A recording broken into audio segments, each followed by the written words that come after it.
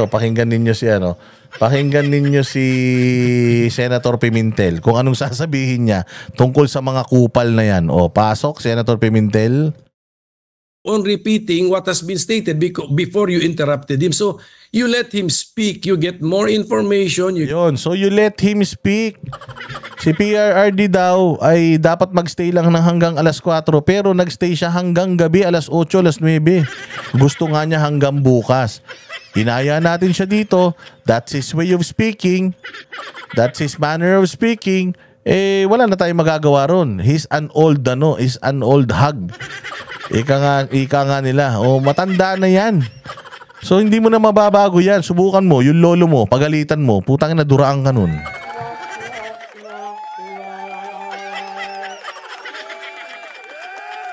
Tama, mali. Ayan, si PR, hindi mo na mababago ang ugali niyan. Ugali niya na yan noon pa, naging epektibo siya eh. Sino ka ba? Dan Fernandez, sino ka para baguhin ko yung sarili ko para sa'yo? Unang-una sa lahat, putang ina, ako lang naman ang iniisip mo, ikaw hindi naman kita iniisip eh. Diba? Anong sabi ni Coco Pimentel? In-invite mo yan dito. Pag invite mo dito, show him courtesy. Kung ganun siya magmura, tayo na mag-adjust. Dating presidente yan, putang ina. Dan Fernandez, ang pinakamataas na nakuha mo sa buhay mo, yung maging gobernador ka lang ng Laguna eh. Tas kung makapagmalaki, parang napaganda mo Laguna.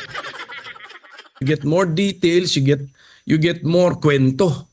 So I'm using words lang, Karen, objectively, because I will, as the subcommittee chairman, I believe it is my responsibility to come up with the first draft of the subcommittee report. Then sinicirculate ngayon. Alam mo ba na natutunan ko pa dito kay Coco Pimentel na hindi natin alam na ang isa palang subcommittee hindi pala siya pwedeng mag-contempt. Hindi pala pwedeng mag-contempt ang subcommittee. Yung committee lang ang main committee lang ang pwedeng mag-contempt. Yun yan, mag-agree yung iba, magdi-disagree yung iba. Now, what do you make of Representative Abante? We often talk about interparliamentary courtesy. What do you make of Representative Abante criticizing you, how you conducted yourself when, let's face it, you and other colleagues don't criticize the lower house, or now they conduct their own hearings? Ako nga, actually, I have refrained from commenting on how Quadcom conducts its hearings. Pero siguro, I will just allow that as Constituent Abante. Grabe, Constituent Abante. So dito, ipinakita ni Coco Pimentel kung ano lang ang mga levels ninyo. We are not on the same level. Maybe, parehas tayong mga representante ng Pilipinas, you being a congressman, me being a senator, pero yung level natin, hindi tayo pare-pareho. Why? Why? Dan Fernandez, Abante, you are only voted by how many? By a handful of people. Oo, a handful of people lang ang bumoto sa inyo, kaya kayo nandiyan dyan sa kapangyarihan. We senators are being voted by the whole Philippines. Oo, buong Pilipinas ang bumoboto sa amin. National level ang aming constituency. Kayo hindi, ang constituency nyo, yung handful of people na nasa distrito nyo, yun lang. Wala nang iba. Ganun lang kayo kaliit, ganun lang kayo kababa, ganun lang kayo kawalang kwenta. Kaya wag kayong mangingialam sa trabaho namin. Oo, wag kayong mangingialam sa trabaho namin. Alam nyo kung bakit? Kasi kapag ginawa nyo yung batas, kaya naming patayin yan dito sa Senado. Kahit kung dumugo ang mga ilong ninyo, kakagawa ng mga batas nyo, pagdating sa amin, kaya naming patulugin yan. Ganyan kami kaimportante. Oo, sige, diretso, Coco. Pero ganun na lang, I will just accept his criticism because he is also my constituent. Diba, national yung constituency namin eh. So, grabe. National yung, parang, ikaw naman, Coco Pimentel, parang minamaliit mo naman itong mga congressman natin. Grabe ka naman. Parang sinasabi mo na, kaya lang naman kayo nananalo eh, kasi binabayaran niyo yung handful of voters dyan sa mga distrito ninyo eh. Oo, pero hindi nyo kami katulad ng mga senador. We cannot buy the whole voters of the Philippines. Oh, we cannot do that. Oo, kaya kami kailangan talaga magaling kami, kailangan sikat kami, kailangan pinakikinggan kami. Ganun. Kayo, ano?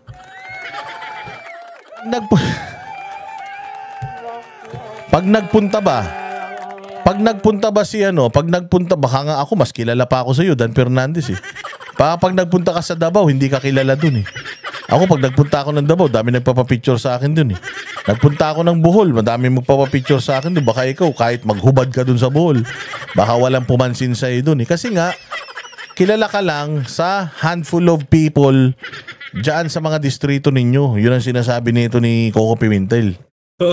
He is my constituent, our constituent. So, he has the right to criticize us. Pero ganito na lang kasi, yung Quadcom na yan, why don't they just subpoena the former president and require his appearance before them? Apul!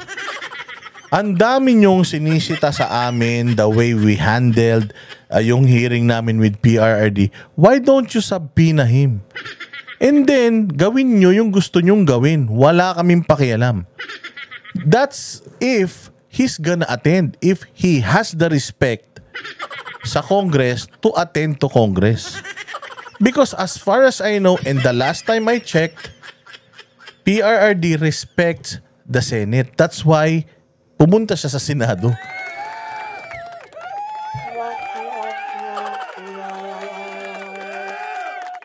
So if you feel like you are all that, why don't you just subpoena PRD and treat him however you wanna treat him? We'll see what happens. You can contempt him for all we care. Bahay nyo yan. Kayo bahala dyan. Oh, ang tanong, pupunta ba si PRD sa inyo? Eh kaya nag-eepal to si Dan Fernandez kasi alam nila na hindi nila yan kayang gawin kay PRRD. Hindi sila pupuntahan ni PRD kahit umiyak sila at sumuka sila ng pakong bakya. Yeah. Ang dami rin nila kasing cheche boreche na invite, not invite, invite, not invite. Sabihin nyo na lang, and then pag nandiyan na sa harap ninyo, then get the information that you want to get, and I hope that your proceedings will be more perfect than ours. Ayan, sa Paul. Ayan yung sinabi ni Coco Pimentel diyan sa hearing na yan. Naku po. Oh, naku po. Talaga naman, mga bossing. Talaga naman. Oo, medyo delicate yan. Sinabi niya, una sa lahat, I will take his criticism because again, kapag ka-constituent mo at kinriticize ka, you should accept it. Ganon tayo dapat eh. I treat him as my constituent. Why? As my constituent because he's part of the national eh. Oo national kami. So so Luzon, Visayas, Mindanao, constituents naming mga senador 'yan. Hindi katulad nila, distrito lang yung bumoboto sa kanila, yung iba party list pa. Oo, na hindi naman pinipili ng tao yung mismong nominee kundi yung party list ang pinipili nila. Oo, so hindi sila sikat, parang ganoon. Ang sinasabi nga nito, ang dami niyang reklamo sa amin, hindi nga namin sila pinapansin. Puro palpak nga yung hearing nila eh. Pero hindi nga namin pinapansin. Ganito na lang kasi. Imbitahan nyo si Duterte, tapos gawin nyo gusto nyo. Yun kung pupuntahan kayo.